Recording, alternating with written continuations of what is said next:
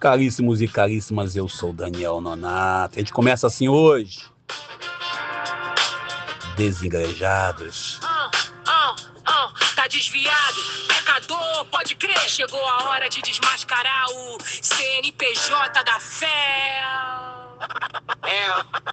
Quem disse que ovelha tá errada por sair do rebanho, se é o rebanho inteiro que caminha de olhos fechados para o abismo? Fora da igreja não há salvação. Salvação de quem? Do sistema ou da alma? Se liga. Desigrejado, seu pecador. Me chamam de desigrejado, erro de script no sistema. Pros fariseus de terno ou de batina eu sou o próprio problema. Mas pega a visão, o papo é reto, sem curva pra tudo. Caríssimos e caríssimas, Feliz Natal, ainda dá tempo.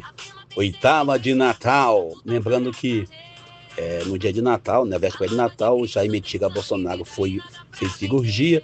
Gente, mas que cirurgia mais mal feita que esse cidadão fez, né? Ele é a 8ª cirurgia dele em menos de 10 anos. Algo assustador. Vocês já pararam para perguntar que tanta cirurgia é essa? Como que uma facada que nem saiu sangue, de acordo com as cenas, pode dar tanto problema? Será que o problema do Bolsonaro foi a facada mesmo? Eu só pergunto, sem querer criar ódio, sem querer criar rancor, sem querer criar conflito. Apenas acho muito estranho o homem com a condição financeira que ele tem, em 8 anos, em menos de 8 anos, desculpe, ele ter, que fazer tantas cirurgias. É algo preocupante, mas deixa quieto.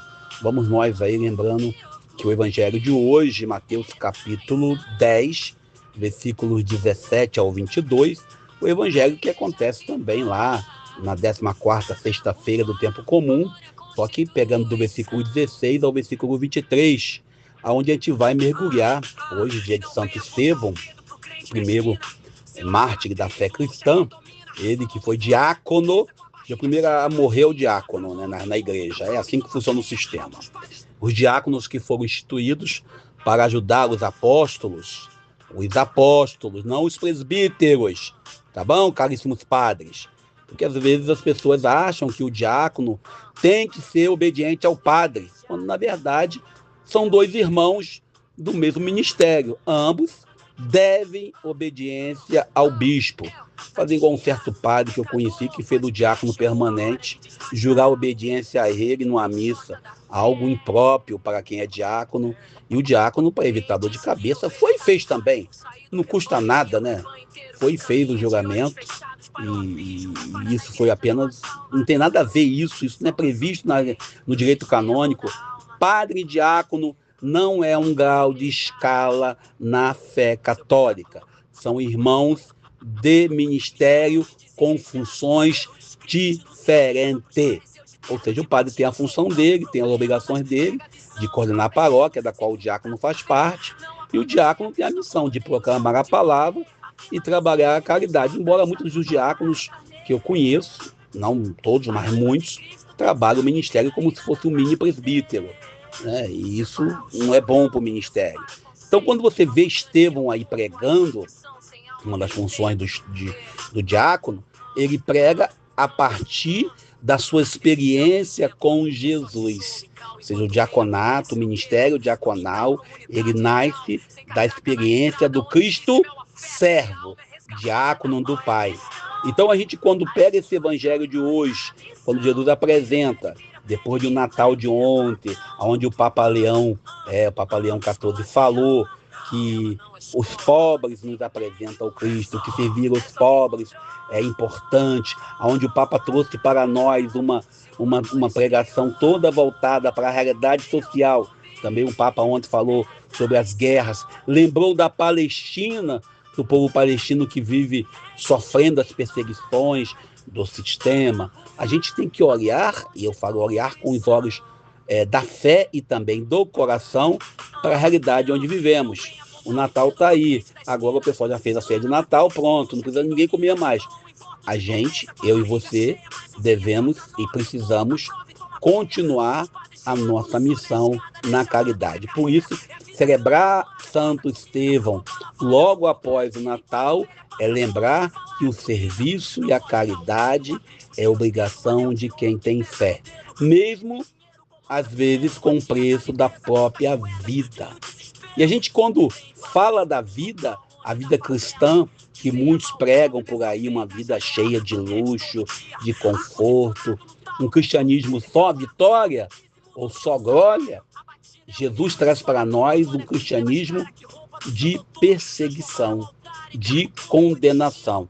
Aí eu lembro de São Oscar Romero, padroeiro aqui da região aqui, padroeiro não, é um dos santos do século passado, foi morto quando celebrava a Eucaristia, quando ele falava que não adianta você passar a semana toda indo na missa se vive semanas injustas. Jesus aqui ele fala três coisas que nós temos que lembrar. Primeiro, o cristão confia na graça do Deus que o conduz. Segundo, ele não está preocupado com discursos à base do conhecimento de coach, de conhecimentos do nível superior, né? Porque tem essa ou aquela faculdade, doutorado, mestrado. Mas o terceiro fato é que o cristianismo nos leva a nos abandonarmos à vontade do Espírito Santo que nos inspira. A igreja, quando celebra o martírio de Estevão, logo após o Natal, a igreja quer conectar o nascimento do Cristo às perseguições, às condenações e tudo aquilo para aqueles que são cristãos de verdade, não os cristãos de verniz, como diz o Papa Leão XIV, não apenas cristãos de vitrine, aqueles que são cristãos de verdade vivem que é a perseguição. Estamos aí vivendo um momento histórico, né? Padre Júlio Lancelotti sendo silenciado. Outro dia um amigo mandou para você, poxa, se fosse hoje, Dom Adriano Hipólito seria silenciado. Para quem não sabe, Adriano Hipólito foi um bispo na Diocese de Nova Iguaçu, o terceiro bispo, que foi perseguido, foi torturado, foi pintado de vermelho, ou seja, sofreu violência porque ele tinha um lado, o lado do pobre.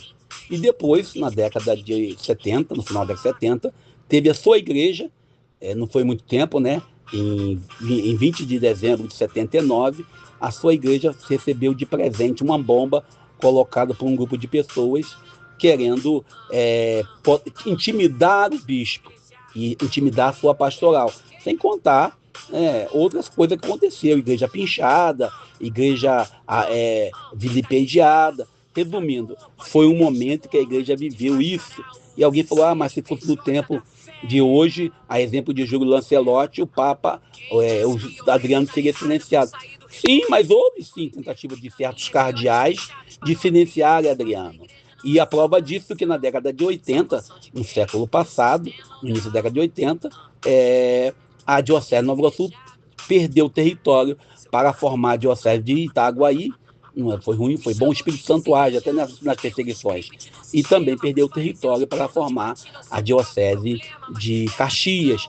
Isso a gente não vai reclamar, não vai dizer que é ruim, pelo contrário, são duas dioceses irmãs que vivem também a sua realidade. Mas, com todo respeito, é a ação do Espírito Santo fazendo a Igreja de Cristo crescer.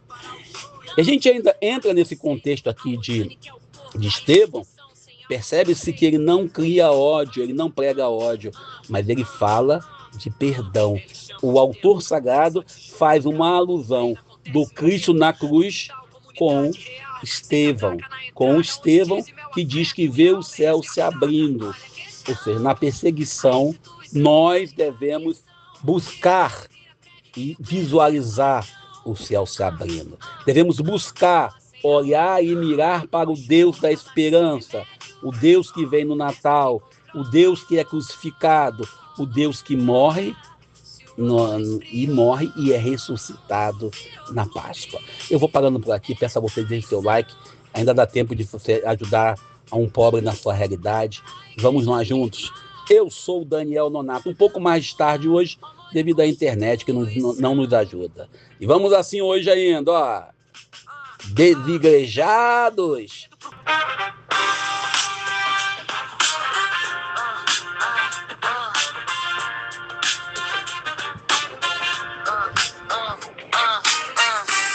Desigrejado é o quê?